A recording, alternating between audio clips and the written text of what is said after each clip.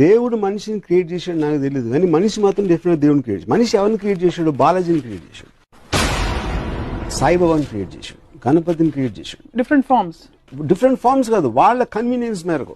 మనుషులందరూ ఒకటే, ఒకడు అల్లా అంటాడు, జీసస్ అంటాడు, బాలాజీ అంటాడు, ఇది అంటాడు. ఆ గ్రూప్స్ వాళ్ళ కన్వీనియన్స్ కోసం అప్పుడు తీసుకున్న డెసిషన్ మేకర్ పవర్ మూలాన ఆ గాడ్స్ క్రియేట్ అయినాయి.